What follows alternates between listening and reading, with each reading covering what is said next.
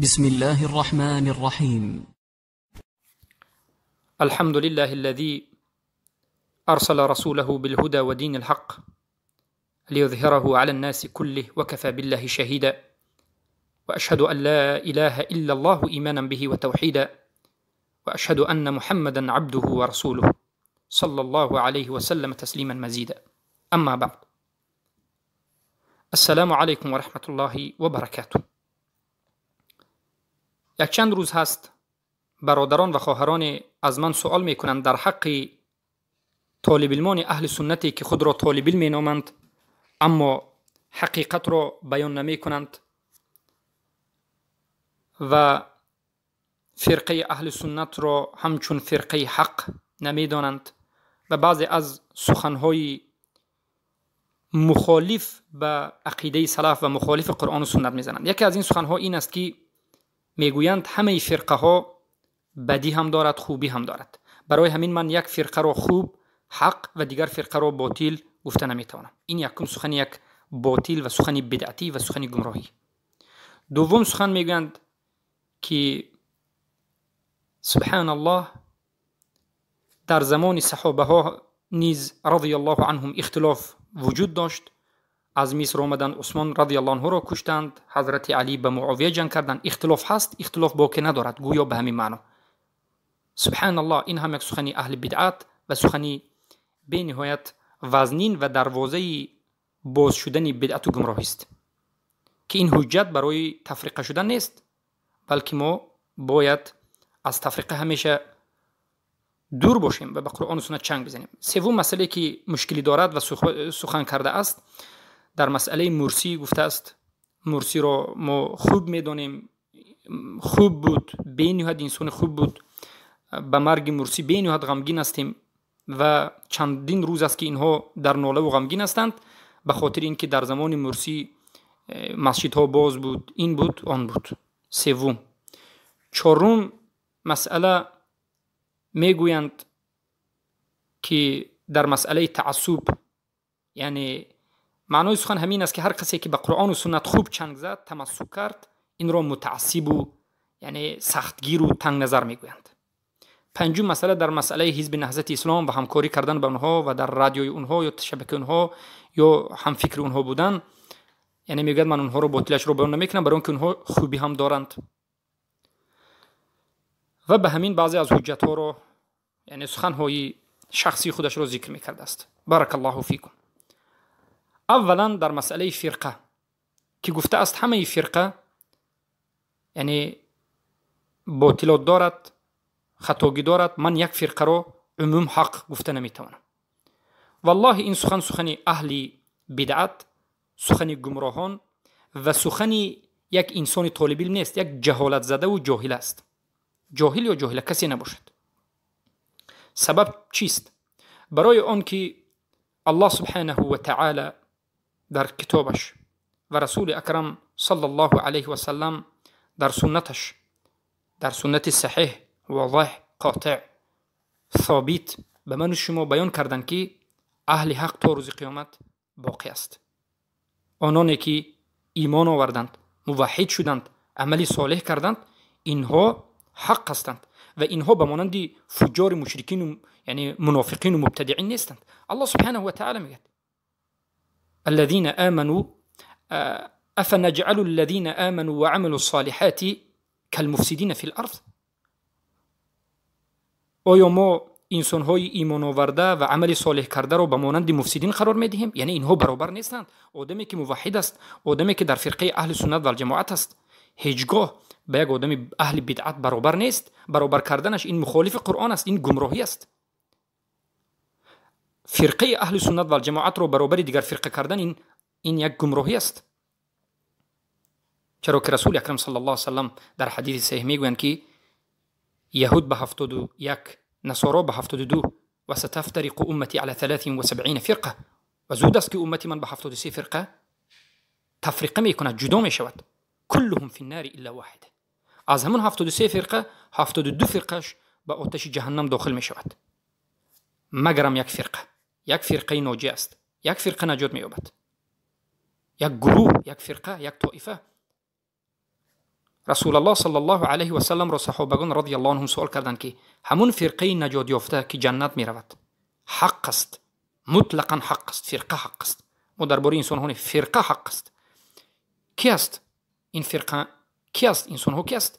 رسول الله گفتند اینها کسانی هستند که مثل من و صحابگان من باشند. ما انا علیه و اصحابی، یا که الذين يصلحون الناس اذا فسدوا، مردم را اصلاح میکنند در زمان فساد عقیدوی، شرک و کفر و بدعت را انکار میکنند و توحید و سنت را آشکار میکنند.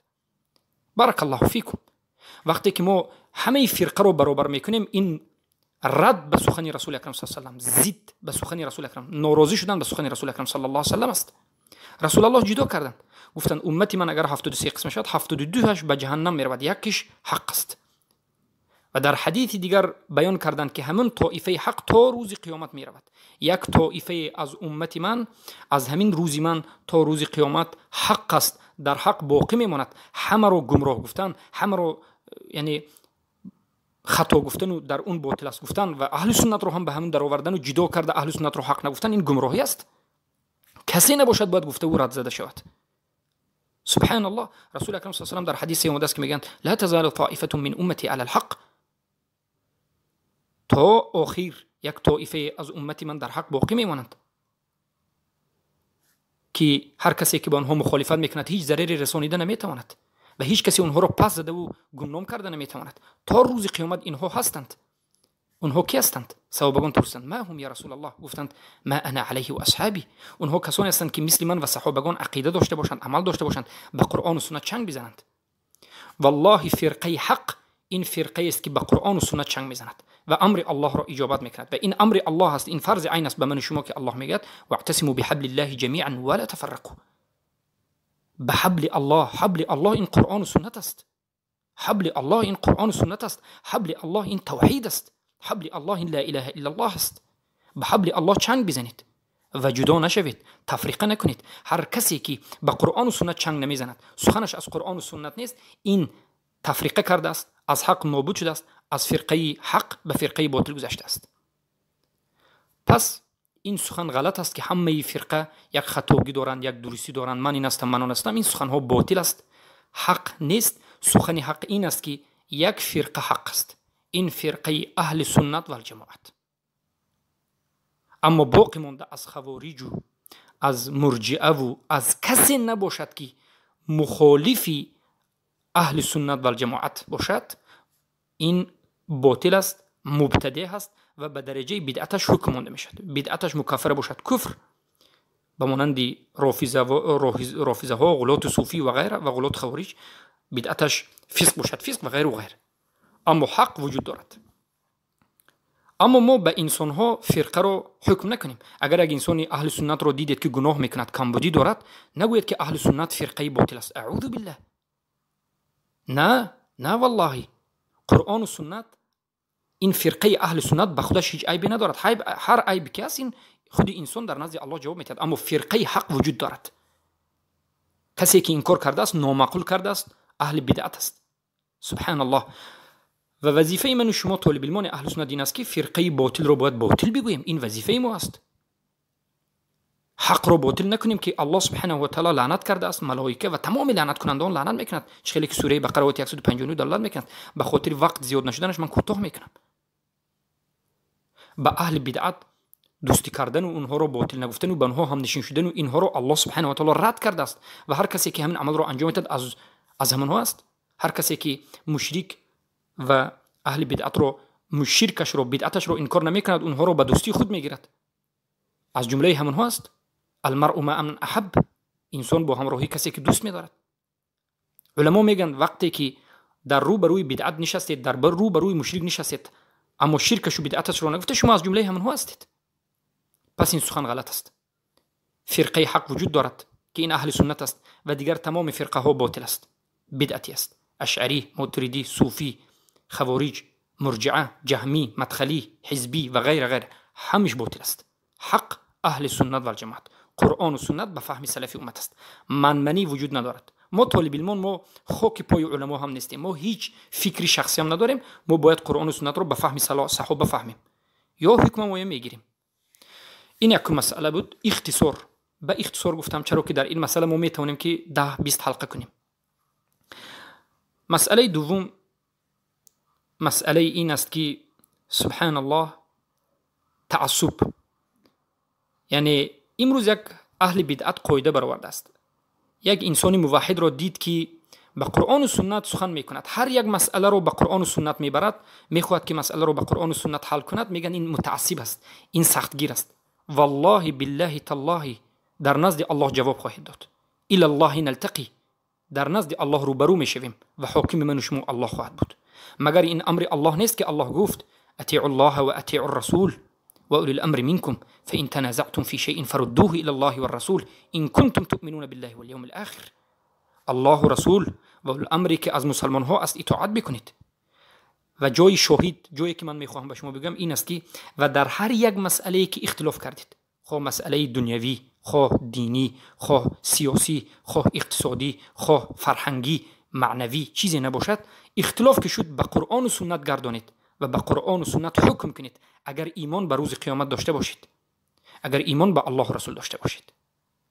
چی رسیده است امروز به این اهل بدعت که وقتی که یک مسئله رو به قرآن و سنت میبرید دلشان میکفد، به لرزه میآیند، میترسند، میسوزند، مسئله رو به شخصیت میبرند. نه والله، ما به شخصیت شما هیچ مشکلی نداریم. ما میخواهیم که توحید آشکار شود، ما میخواهیم که حکمی که الله بیان کرده است آشکار و بالا رود، اعلاء کلمت الله شود. پس هر کسی که از همین منهج دور است، اختلاف شد به قرآن و سنت نبرد، این مبتدع است.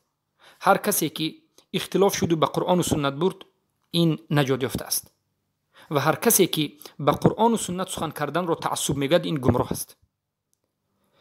البته غیر از قرآن و سنت به دیگر چیزها تعصب کردن، بعضی ها به عالم، بعضی ها به حزب، بعضی ها به مذهب تعصب میکنند، این مذموم است، این بد است، این هم گمراهی است. اما دانید که تعصب پرینسیپ شخصی هم هست. بعضی ها هوا بلندند، بعضی ها فقط نفس خود را میگن، فقط منمنی میکنند. انا این هم گمراهی است و انا این هم تعصب است که ما نصیحت میکنیم به طالب علمان که به قرآن و سنت سر را خم کنید و منمنی نکنید. والله که الله در بالای شما است. ولا تحسبن الله غافلا عما يعمل الظالمون. و به منهجی که اهل سنت در جماعت دارد که هر یک مسئله رو به قرآن و سنت حل کنید بگردید. این تشدد نیست، این امر الله است، این امر رسول الله است. پس رسول الله میگه تمسکوا بسنتی، به سنت من چنگ زنید و سنت صحابگان من خلفای راشدین چنگ بزنید و عضوا علیها بالنواجذ، و به دندانهای کرسی خودتون بگیرید. این یک سخنی کنایه از سختگیر، یعنی سخت بگیرید، به سنت سخت چنگ بزنید، همه عملاتون رو از سنت بکنید. سبحان الله. از همین جهت هر کسی که به قرآن و سنت سخن میکند و به قرآن و سنت مسئله را حل میکند، این رو تعصب گفتن، این یک گمراهی است، از گمراهی بیش نیست، این یک بدعت بیش نیست. بارک الله فیکم. هر کسی که این سخن رو میگوید بینگرید خودش به تعصب شخصی خود پرستی یا که هوا پرستی یا که یک چیزی دیگر پرستی، حزب پرستی رفته است. اما تعصب به قرآن و سنت این امری ضرور است. ما باید به قرآن و سنت متعصب باشیم، یعنی چنگ بزنیم، سخت باشیم. البته به فهم خودمون نه، به فهم سلف امت. سومین مسئله که ما باید بگویم، من عالم ها رو جدا نمیکنم، همه عالم در نزد من این است و آن است. قرضوی، بیایید در مسئله قرضوی سخن کنیم. قرضوی حزبی اخوانی در یوتیوب هست که میگوید رجمی که در قرآن آمده است، یعنی در اسلام آمده است، من اینا انکار میکنم، قبول ندارم. میگید مرحمت، یعنی زنید ببینید کتابش بست، انکار میکنه. در رجم من انکار میکنم. میگه یک مردی زندار یا یک زنی شوهردار زنا کند، در قرآن رجم آمده است. این آیت تلاوتش وجود ندارد اما حکمش هست، در مسئله این منسوخ معروف است. انکار میکند، میگه این ظلم است. میگه علما حکم مرتد مونده هستند. یوسف قرضوی به همین سخنش مرتد است. کسی خواهد نخواهد یک حرف الله رد کند کفر میشود. میگیم این یک حرف نه، یک آیت الله کاملا رد کرد و بعد از این تطبیق شریعت رو ضرور نیست. میگه به دموکراسی اجازت میدهد، ادیان تقارب الادیان اجازت میدهد. علما صدها کتاب نوشتند، علمای سلف، یعنی بگویم علمای سلفی، سلف نه سلفی، یعنی علمای اهل سنت و جماعت نوشتند، به دلیل برهان بیان کردند. ببینید. پس سوال این است که هر کسی که عالم است، 60 سال و 70 سال خوندگی است، حکم قرآن رد کند، این مسلمان است یا کافر است؟ مرحمت، همون کدوم مذهب است شما؟ ابو حنیفه، مالک، شافعی، احمد یگون دلیل بیارید که آیت قرآن دیده و دونسته یک عالم رد کند و کافر نباشد. سبحان الله. ما توبهش تو حضور ندیدیم، در همین حکمش باقی است. برای همون علمای حق و علمای باطل باید جدا باشه. شیخ الاسلام ابن تیمیه حتی کتاب نوشتن، تمییز بین الحق و الباطل. اولیاء الرحمن و اولیاء الشیطان دو کتاب نوشتن، یعنی جدا کردن بین حق و باطل این فرض عین است. و در یک کتاب دیگر نوشتن که الفرق بین اولیاء الرحمن و اولیاء الشیطان، تمییز و جدا و فرق گذاری در بین دوستان شیطان و دوستان رحمان. یعنی علمای حق و علمای باطل باید جدا کرده شود. علمای حق، علمای اهل سنت و الجماعت وقتی که جدا کردید از خطاگی اونها میگذرید، اما علمای باطل رو بگید که باطل است، چه که تمام علما کردن. سبحان الله. پس این هم یک منهج اهل بدعت است که علمای حق رو از علمای باطل جدا نمیکنند، از این طرف و اون طرف علم میگیرند، علمای باطل رو هم علمای حق رو هم میگیرند، آمیخته میکنند، خودشون در حیرتند و در نتیجه مردم رو گمراه میکنند. برای همین ما نصیحت میکنیم که علم رو از علمای حق بگیرید. این سخنی من نیست، سخنی کبار تابعین محمد ابن سیرین است که امام مسلم در مقدمه صحیح مسلم آوردند که میگویند العلم دین فانظروا من اين تأخذون دینکم. علم دین است، پس بنگرید که از کجا دینتون رو میگیرید. از هر کسی که علم میآموزید دانید که علم میآموزید گمراه میشوید. برای همین ابن بطه در کتاب ابانه یا که شیخ عبدالبر، شیخ بربهاری در کتاب شرح السنه، لالکایی در کتاب اصول اعتقاد، شرح اصول اعتقاد اهل السنه والجماعه، به نهایت من و شما رو برحذر کردند، یعنی به من و شما تاکید کردند که از علمای بدعت ما دین نآموزیم که گمراه میشویم. مرحمت، قصه ابوالحسن الاشعری رو بگیرید که اول از تقایش گرفت و معتزله شد، بعد از این از شوهری مادرش دین گرفت و کلابی شد، بعد اشعری شد. به خاطر استادش دینش رو دیگر کرد و در آخر البته علما میگن که کاملا نباشد، هم توبه کرد و از این راه گشت. پس علم رو باید از جای حق بگیرید، حق رو کاوید، گفتن حق، دریافت کردن حق این واجب است. مردم رو به گمراهی نبرید، حق رو بیان بکنید. جاء الحق و ذهق الباطل، حق آمده است. پیامبر صلی الله علیه و آله در حدیث میگن که انا ترکتکم فی المنهج البیضاء، من شما رو در منهج سفید، در منهج روشن، در منهج نورانی ترک کردم که لا خفاء فیها، یگان پنهانی وجود ندارد، یگان تاریکی وجود ندارد، روشن است. چرا روشنی رو شما بیان نمیکنید و این طرف و اون طرف توپ میزنید؟ چرا الله رو دفاع یا که دین الله رو دفاع یا توحید رو دفاع نمیکنید و میخواهید که این طرف و اون طرف دور زنید؟ چی مشکلی دارید؟ مشکلی شما با توحید است یا با چی است؟ چرا میترسید؟ سبحان الله. اما در مسئله اخوان المسلمین یک فرقه حزبی هست، پیدایشش از حسن بنا است که از 950 بالاتر یا که از بگویم نصف 1900 از نصف 1900 به وجود آمده است، نیمه قرن 19 به وجود آمده است. حسن بنا خیلی که تاریخش معروف است، صوفی بود، قبوری بود و کتاب‌های نوشته‌اش امروز در بین دست طالب علمان هست. من خودم شخصا خوندم. در باید بینید که چگونه در بحث توسل گام میزنند، توسل رو جایز و بعد از این اسما و صفات رو چگونه تعویل و غیره و غیره. حزب غیر از این خطاگیش، حزب اخوان حزبی که سبحان الله پرینسیپ اساسیش یعنی این قرآن و سنت نیست، به فهم سلفی امت نیست.